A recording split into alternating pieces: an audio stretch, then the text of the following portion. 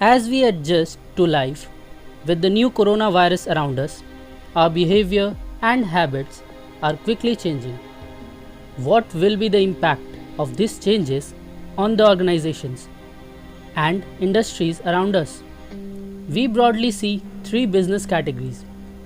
Number one, the winner sector that will be in benefit.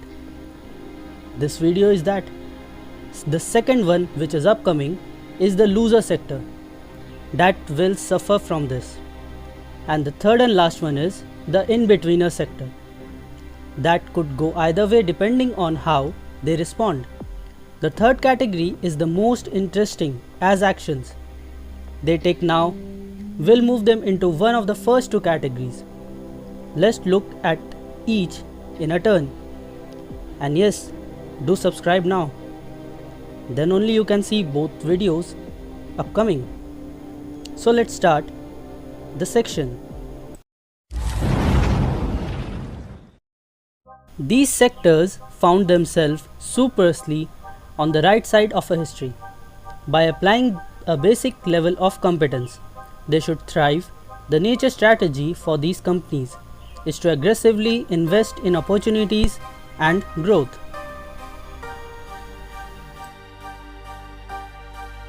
The first one is e-commerce marketplaces. Peoples are moving online to do their shopping. Already, Amazon is adding 1 lakh new jobs to manage the extra demand. Some other marketplaces are struggling to add capacities. For example, online grocery Ocado has suspended new orders until it can clear the backlog deliveries. Some marketplaces are turning to technology for help. Chinese e-commerce giant JustDial.com is using unmanned vehicles to deliver food and medical supplies. In the second one, we have pharmaceutical companies, which are inevitable, playing a large role in this crisis. Gilead, which owns the right to treatment of drugs, Moderna, actively working on a vaccine, Roche, a major supplier of testing kits, and Fujifilm with existing treatment drug Evigan, all are posed to benefits. As people around the world are blocked from leaving their homes, products and services will need to be delivered. Kinano, in just 9 days, received more than 7,000 calls and shipped over 5 million medical products. Meanwhile, UK food delivery app Deliveroo has launched a non-contact drop-off services that provide restaurants with additional packaging and seal the order to be left on customers' doorstep. Video conferencing startup Zoom. Yes, I know you heard it, but Zoom has benefited massively. The company's sales and share prices are already over 50% in 2020.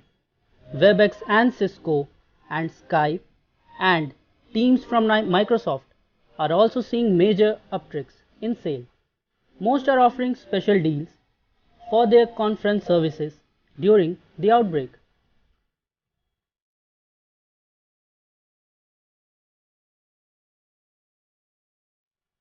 Platforms like Netflix, Amazon Prime, Disney Plus all reported increased viewerships.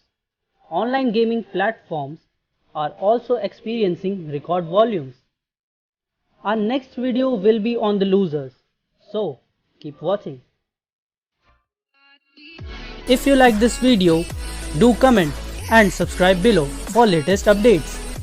Till now, thanks for watching and goodbye for now.